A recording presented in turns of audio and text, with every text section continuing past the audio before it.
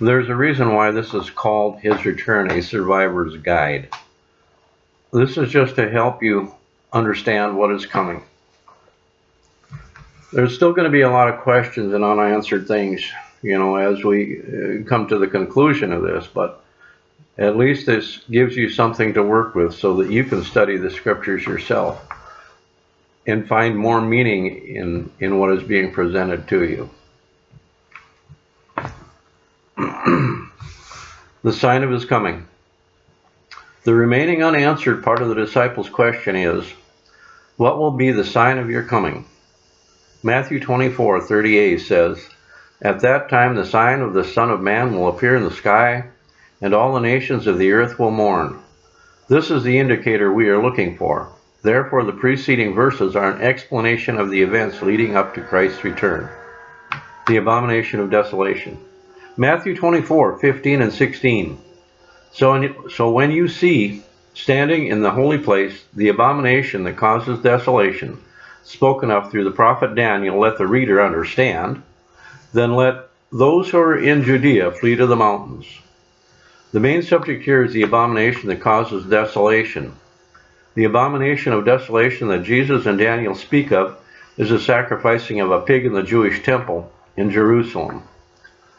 The first such recorded incident was performed by a Greek general named Antiochus Epiphanes, sometime before Daniel's prophetic predictions. Jesus' referral to the abomination of desolation is given as a sign for those who look for his coming. His referral is prophetic in nature for our benefit. We are referred to Daniel for the complete explanation concerning the abomination of desolation. To understand the order of events preceding the abomination of desolation, we must begin in Daniel 9:1 and read through to the end of the book of Daniel. We will not cover all of the material presented there, but only those parts concerning the abomination of desolation, the last 7 years. Daniel is given a message and a vision through the angel Gabriel, which brings to our attention 77s. These sevens have traditionally been translated as 7 years. Daniel 9:25a. No one understand this. From the issuing of the decree to restore and rebuild Jerusalem until the Anointed One, the ruler, comes, there will be 7 sevens and 62 sevens. If we add together the sevens in verse 25, it will total 69 sevens. The missing 7 years are found in verse 27, Daniel 9:27. He will confirm a covenant with many for 1 7, but in the middle of that 7 he will put an end to sacrifice and offering. And one who causes desolation will place abominations on a wing of the temple, until the end that is decreed is poured out on him. The he spoken of here is the Antichrist. The covenant that he confirms with many will mean the death sentence for those who resist him. It will be the beginning of the end. Pay particular attention to the phrase, in the middle of that 7 he will put an end to sacrifice and offering. The worship of the true God in any form will no longer be tolerated by the Antichrist. Both Jew and Christian will have to flee for their lives. At that time he will set up the image in the wing of the temple in Jerusalem to be worshipped and exalted in the place of God. Lucifer. Isaiah 14:12-14. How you have fallen from heaven, O morning star, son of the dawn. You have been cast down to the earth, you who once laid low the nations. You said in your heart, I ascend to heaven.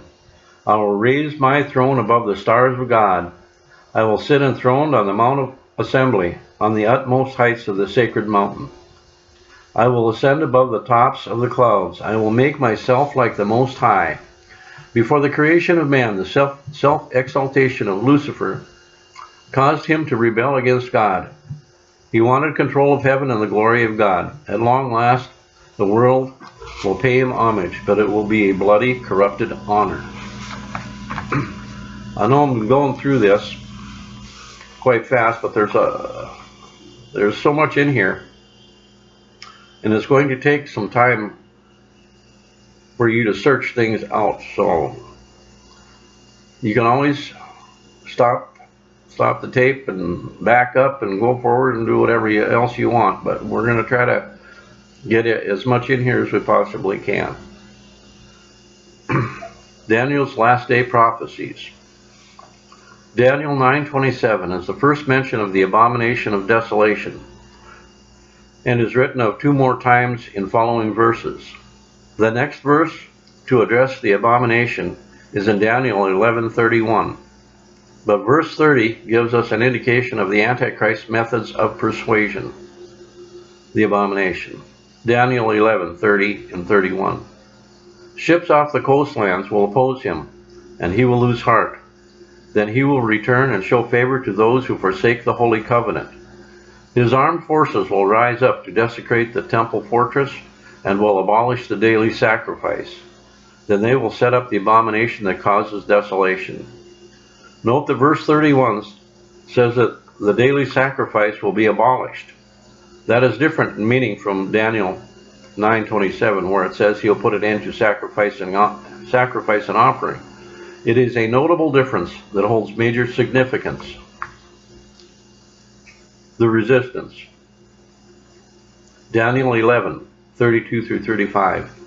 With flattery, he will corrupt those who have violated the covenant. But the people who know their God will firmly resist him. Those who are wise will instruct many, though for a time they will fall by the sword, or be burned, or captured, or plundered. When they fall, they will receive a little help, and many who are not sincere will join them. Some of the wise will stumble, so that they may be refined, purified, and made spotless until the time of the end, for it will still come at the appointed time. Verse 32 shows us that he is not only capable of murder, but also of gaining the acceptance of those who have sold out to his established order. Verses 32 and 35 are the times after the abomination of desolation. At this time, even the strongest and most faithful of Christians will be shocked and horrified at the devastation and loss of persons and property. Many will doubt that Jesus will return to save them, or the world, from total destruction. It will be one of the darkest hours in Christian history. The wrath of Satan. Daniel 12:11 and 12. From the time that the daily sacrifice is abolished and the abomination that causes desolation is set up, will be 1,290 days. Blessed is the one who waits for and reaches the end of the 1,335 days. These are the final verses in Daniel that mention the abomination of desolation. The time period mentioned here, broken down into 30-day months, divided into the 2 time periods mentioned, would equal 3 years and 7 months and 3 years and 8.5 months. The interval of 45 days is the wrath of Satan. At the end of Satan's wrath, the body of Christ will be taken out of the world to make way for the wrath of God to fall on an unrepentant humanity. And that's what the important thing is that most people see that last 7 years as just that, 7 years of tribulation. But what I'm showing is that it is divided into the 1,290 days, which is the tribulation part of it that everyone will go through. And then there's that 45-day period, which is the wrath of Satan. Satan is a great imposter. So people are going to think, that they're already in the wrath of God when it's actually just the wrath of Satan. I have a little graph here. I don't know if it's going to make any sense to you or not, but it will help to maybe, hopefully, you'll be able to make it out. It might be backwards, but I'm hoping that you can decipher it. Okay. Hopefully that was clear enough to where you could see it. There's more to come, but I'm going to leave that right here for now so that you can examine some things in the scriptures yourself.